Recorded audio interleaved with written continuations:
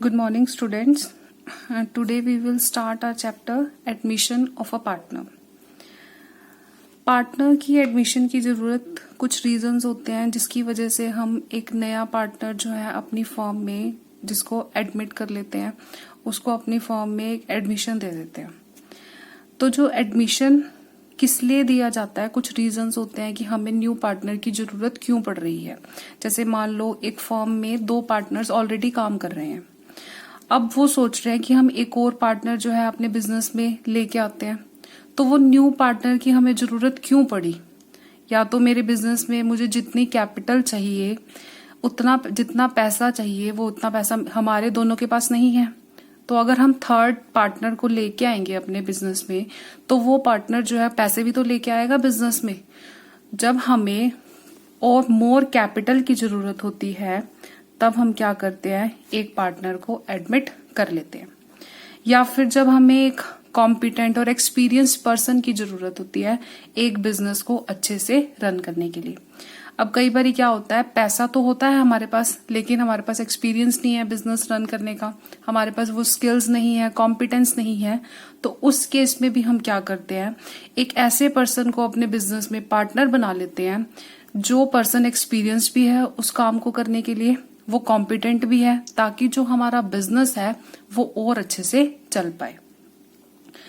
Third point है to increase the goodwill and reputation of a business by taking a reputed and renowned person into the partnership.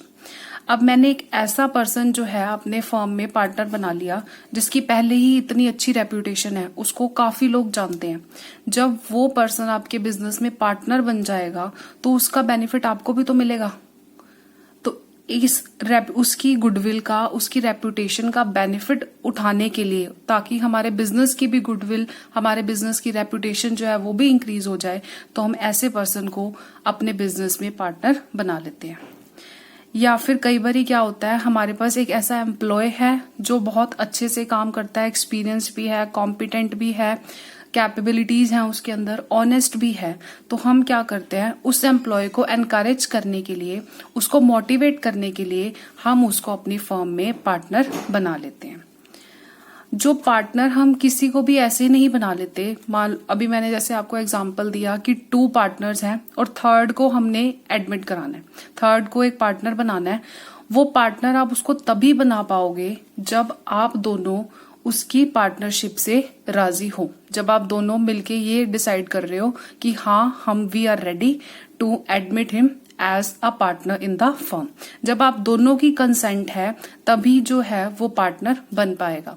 अगर आप दोनों में से एक भी मना कर गया कि मुझे ये पार्टनर नहीं चाहिए, हम इस पार्टनर को अपनी फर्म में नहीं चाहते, तो वो आपकी फर्म में कभी भी पार्टनर नहीं बन पाएगा। According to section 31 of Indian Partnership Act 1932, a new partner shall be admitted with the consent of all the partners। सारे पार्टनर्स की मर्जी से ही आप एक नए पार्टनर को अपनी फर्म में एडमिट करा सकते हो। जो एडमिशन ऑफ पार्टनर है वो एक रिकॉन्स्टिट्यूशन ऑफ पार्टनरशिप फर्म का मोड है। अब रिकॉन्स्टिट्यूशन ऑफ पार्टनरशिप फर्म क्या होती है, जब एक कोई चेंज हो रहा है पार्टनरशिप एग्रीमेंट में जिसकी वजह से हमारी जो पहले हमने एग्रीमेंट किया हुआ था पुराना पार्टनरशिप का वो खत्म हो जाता है और एक नया एग्रीमेंट जो है वो शुरू हो जाता है, वो स्टार्ट हो जाता है, वो एग्जिस्टेंस में आ जाता है। तो उसे हम क्या कहते हैं, reconstitution of partnership firm. Reconstitution की वजह से क्या होता है, जो एग्रीमेंट चेंज हो जाएगा और तो रिलेशंस जो है पार्टनर्स के बीच में वो भी चेंज हो जाते हैं। इस चैप्टर में हम कौन कौन से टॉपिक्स करेंगे। पहला टॉपिक है calculation of new profit sharing ratio. जब नया पार्टनर आएगा तो इससे क्या होगा, जो बाकी पार्टनर्स हैं पुराने उनके प्रॉफिट शेयरिंग रेशियो में भी फर्क पड़ेगा। एक तो हमने वो फाइंड आउट करना है। गुडविल का ट्रीटमेंट कैसे करना है, revaluation of assets and liabilities उसका treatment, accounting treatment of reserves and accumulated profits, adjustment of capital on the basis of new profit sharing ratio. तो आज हम ये वाला टॉपिक करेंगे start, calculation of new profit sharing ratio. Let's start with our first topic of the chapter, calculation of new profit sharing ratio. अब जब पहले partners काम कर रहे हैं एक फर्म में, एक नया पार्टनर आ जाता है, तो इससे क्या होगा, प्रॉफिट शेयरिंग रेशियो जो है वो चेंज हो जाएगी पार्टनर्स के बीच में. जो पुराने पार्टनर्स हैं उनको अपना शेयर कम करना पड़ेगा और नए पार्टनर को अपना शेयर देना पड़ेगा. मतलब जो पुराने पार्टनर्स हैं उन्हें अपना शेयर जो है वो सेक्रीफाइस करना पड़ेगा ताकि उसमें जो प्रॉफिट हो उसमें जो है नए पार्टनर को भी उसका शेयर मिल सके. तो अब इसको आप एग्जांपल से समझाती हूं मैं आपको. A, B and C are the partners in ratio of 3/6, 2/6 and 1/6. D was admitted in the firm as a new partner with 1/6 share. Calculate the new profit sharing ratio of the partners. अब इसमें हमें कुछ भी नहीं दिया हुआ, हमें सिर्फ क्या दिया हुआ है, जो हमारा नया पार्टनर हम एडमिट कर रहे हैं उसका सिर्फ शेयर गिवन है. अब जैसे एक एग्जांपल लेते हैं. ये क्या है हमारा, ये है पिज्जा. ठीक है. टोटल आप अपने फ्रेंड्स के साथ, ये 3 फ्रेंड्स हैं, ये तीनों फ्रेंड्स कहाँ गए हैं, पिज्जा खाने गए हैं. अब पहले तो इन्होंने कहा ये पिज्जा है, उसमें से 3/6 ये मेरा शेयर होगा, 2/6 बी ने कहा मेरा शेयर, सी ने बोला 1/6 मेरा शेयर है. तो आप तीनों खा रहे थे. तो अब आपका एक फ्रेंड है, वो है डी. वो आ जाता है, वो कहता है कि इस पूरे शेयर में से 1/6 ये शेयर तो मैं ही लूंगा. अब आपका कोई फ्रेंड आ जाए, वो आपको बोले ये शेयर तो मुझे दे दो, बाकी तुम आपस में खा लो. तो डी आपका एक फ्रेंड आया, उसने बोला कि हम 1/6 शेयर तो मैं लूंगा. तो ये जो बाकी बचा, अब ये बाकी कौन खाएगा, ये बाकी आपके फ्रेंड्स कौन कौन से, ए, बी और सी, ये तीनों बाकी जो है इसको शेयर करेंगे. अब ये इसको शेयर भी कैसे करेंगे. अब 1/6 तो टोटल में से ये ले लिया डी ने. अब बाकी शेयर कितना बचा हमारा, टोटल पिज्जा कितना था, टोटल तो 1 था, जिसमें से डी ने शेयर कितना ले लिया अपना, 1/6 ले लिया. अब बाकी रिमेनिंग कितना बचा आपके पास, रिमेनिंग बचा 1 पूरा था, डी ने अपना शेयर ले लिया. तो अब हम इसको कैसे निकाल लेंगे, 6 - 1 दैट इज 5/6 ये रिमेनिंग शेयर है. तो ये वाला जो शेयर बचा हुआ है, ये कितना शेयर है आपका, ये 5/6 है. जो किसने शेयर करना है, ये आपस में इन तीनों ने शेयर करना है. यहां तक आई होप आपको समझ आ गया होगा. अब ये शेयर भी कैसे करेंगे. अब ये कह दे ए मैं तो इतना लूंगा, बी ने कह दिया इतना लूंगा, सी ने कह दिया मैं तो इतना लूंगा. तो आपस में इनकी लड़ाई होने के चांसेस पूरे हो जाएंगे. तो इसको कैसे शेयर करोगे आप, तो इसको शेयर किया जाएगा इसी पुरानी रेशो में. अब देखो कैसे करना है इस क्वेश्चन को. सबसे पहले अब जैसे हम फर्म का एग्जांपल ले लेते हैं. अब फर्म में टोटल प्रॉफिट तो हमारा कितना होता है, टोटल प्रॉफिट 1 रुपीज होता है, जिसमें से डी ने तो अपना शेयर बोल दिया कि 1 रुपया अगर प्रॉफिट होगा तो उसमें से 1/6 शेयर तो मैं लूंगा. अब फिर उसके बाद हमने रिमेनिंग शेयर रह गया, जो हमारा रिमेनिंग शेयर अभी मैंने आपको बताया कैसे निकालना है, 1 - 1/6 दैट इज 5/6 ये रिमेनिंग शेयर हो गया. अब ये रिमेनिंग शेयर किसके बीच में बटेगा, ये बटेगा ए, बी और सी के बीच में. तो ए का न्यू शेयर क्या होगा. अब ए का न्यू शेयर कैसे निकाल लेंगे हम. अब देखो 5/6 अब किस रेशो में बटेगा, अभी मैंने बताया ये ओल्ड रेशो में बटेगा. ओल्ड रेशो क्या है इनकी, 3/6. तो 3/6 तो ओल्ड रेशो है और रिमेनिंग शेयर कितना है हमारे पास, 5/6 यही बटेगा ना. अब 5/6 में शेयर मिलेगा उसको, में से उसको 5/6 में से शेयर मिलेगा, तो ये हुआ आपका 15/36. ऐसे ही बी का न्यू शेयर क्या होगा, बी का ओल्ड शेयर कितना है, 2/6. अब 5/6 में से उसको मिलेगा तो वो कितना होगा, 10/36. ऐसे ही सी का न्यू शेयर कितना होगा, ओल्ड शेयर है उसका 1/6 और नया कितना मिल रहा है उसको 5/6। 5/6 में से उसको मिलेगा ये शेयर, तो ये कितना हुआ 5/36। और डी का शेयर तो हमें पता ही है, डी का शेयर है हमारा 1/6। तो अब इनकी न्यू रेशो क्या बनी, A ratio B ratio C ratio D will be 15/36 ratio 10/36 ratio 5/36 and 1/36। अब 1/36 को मैं क्या लिख सकती हूँ 6/36। तो अब इनकी रेशो क्या बनी, A ratio B ratio C ratio D will be 15 ratio 10 ratio 5 ratio 6। सबके नीचे 36 था, तो ये आपकी रेशो बन गई। अब ये तभी होगा, ये रिमेनिंग शेयर निकालना ये तभी होगा जब हमारा क्वेश्चन साइलेंट है। हमें सिर्फ न्यू पार्टनर का ही शेयर दिया हुआ है, बाकी और कुछ हमें इंफॉर्मेशन नहीं दी हुई है। एक केस तो ऐसा आएगा जिसमें आपको न्यू प्रॉफिट शेयरिंग रेशियो निकालनी है। वो निकालनी कैसे है ये मैंने आपको बता दिया। ये वो वाला केस है जब सिर्फ हमें only new partner share is given, only new partners share is given and the question is silent. बाकी क्वेश्चन साइलेंट है, सिर्फ हमें न्यू पार्टनर का शेयर ही गिवन है। Our next question is Ram and Sham are partners in 7/12 ratio 5/12. They admit Gopi. अब कौन आया नया partner, Gopi, as a new partner for कितने शेयर के लिए 1/6 शेयर के लिए। अब यहां तक तो हमारा पीछे वाला जैसे सेम हो गया। Which he acquires equally from Ram and Shyam.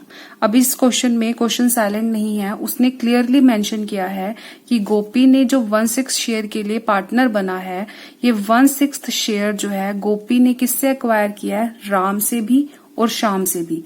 और कैसे एक्वायर किया है, इक्वली, मतलब राम ने भी 50% दिया है और श्याम ने भी 50% दिया है, तब जाके ये गोपी को शेयर इतना प्रॉफिट का मिलेगा। Calculate the new profit sharing ratio. अब हमें पता है कि जब नया पार्टनर एडमिट होता है फर्म में, तो जो पुराने पार्टनर्स को क्या करना पड़ता है, अपना शेयर सेक्रीफाइस करना पड़ता है फॉर न्यू पार्टनर। तो अब ये भी क्या कर रहे हैं, राम और श्याम कुछ कुछ सेक्रीफाइस कर रहे हैं ताकि जो है गोपी को भी प्रॉफिट में से हिस्सा मिल जाए। अब जैसे हम एक एग्जांपल वही ले रहे हैं पिज्जा वाला। अब राम और श्याम जो गए थे वो पिज्जा खाने गए थे। अब वहां पर कौन आ गया, गोपी आ गया। गोपी का कितना शेयर है, गोपी ने तो बोल दिया ये गोपी का शेयर है कि मैं 1/6 शेयर लूंगा। चलो राम ने कहा ठीक है 1/6 ले लो। तो 1/6 शेयर गोपी ने अपनी कंडीशन भी बताई कि अपने पिज्जा में से, अपने शेयर में से राम को मुझे कितना देना पड़ेगा 50% और श्याम को भी 50% देना पड़ेगा, क्योंकि दोनों को बराबर बराबर देना है ना। तो राम ने क्या किया, राम ने बोला चलो ठीक है। तो राम ने क्या किया, सेक्रीफाइस किया। कितना सेक्रीफाइस किया, 1/2। 50% मीन्स हाफ, मतलब अपने पिज्जा में से 50%, 1/2 शेयर दिया। किसको दिया, गोपी को दिया। तो मतलब क्या हुआ, 1/12 तो राम ने सेक्रीफाइस कर दिया। ऐसे ही श्याम ने भी तो सेक्रीफाइस किया है, उसने भी कितना किया सेक्रीफाइस, उसने भी 50% सेक्रीफाइस किया है। किसके लिए, गोपी के लिए किया है। तो ये राम का सेक्रीफाइस हो गया, ये श्याम का सेक्रीफाइस हो गया। अब हम ये चेक कर लेते हैं क्या ये इतना इन्होंने सेक्रीफाइस किया है, क्या गोपी का शेयर बन रहा है 1/6 इसमें। तो वो कैसे होगा, गोपी का शेयर अगर हमने फाइंड आउट करना है तो हम वो कैसे करेंगे। अब राम ने कितना सेक्रीफाइस किया, राम ने सेक्रीफाइस किया 1/12। अब श्याम ने भी तो सेक्रीफाइस किया है, दोनों के सेक्रीफाइस को हम क्या करेंगे, ऐड कर देंगे, क्योंकि दोनों ने सेक्रीफाइस किसके लिए किया है, गोपी के लिए तो किया है। तो जब हम दोनों के सेक्रीफाइस को ऐड करते हैं तो 12, 2/12, तो 1/6 आ गया। ठीक है। अब हम इस क्वेश्चन को कैसे सॉल्व करेंगे, पहले हमने क्या मेंशन करना है, राम का सेक्रीफाइस, राम ने कितना सेक्रीफाइस किया, श्याम ने कितना सेक्रीफाइस किया। अभी बताया राम का सेक्रीफाइस 50% था, 1/6 शेयर के लिए वो आया है, जिसमें से 1/2 तो किसने दिया है, राम ने, तो 1/12। श्याम ने भी कितना सेक्रीफाइस किया, उसने भी इतना ही सेक्रीफाइस किया है। अब हमने क्या फाइंड आउट करना है, इन तीनों की हमने new profit sharing ratio find out करनी है। अब राम की न्यू शेयर क्या बनेगा, अब पहले देखो राम का ओल्ड शेयर कितना है 7/12। इस हिस्से में से उसने कितना दे दिया गोपी को, 1/12 तो दे ही दिया, तो उसके पास कितना बचा 6/12। ऐसे ही श्याम के पास पहले कितना शेयर था 5/12 था, जिसमें से उसने गोपी को कितना दिया 1/12 दे दिया, तो उसके पास कितना बचा 4/12 बचा। ठीक है, अब गोपी का शेयर तो हमें पता ही है, गोपी का शेयर कितना है, गोपी शेयर इज इक्वल टू 1/6, और इसको अगर हमने सेम एलसीएम करना है तो 12, और यहां कितना आ जाएगा 2। तो इनकी प्रॉफिट शेयरिंग रेशियो क्या बनी, Ram ratio Shyam ratio Gopi will be 6/12, 4/12, 2/12, 3/2/1। अब ये क्वेश्चन तो साइलेंट नहीं था, इसमें क्लियरली मेंशन था कि न्यू पार्टनर जो एडमिट हुआ है उसने किस रेशो में पुराने पार्टनर से अपना शेयर जो है वो एक्वायर किया है।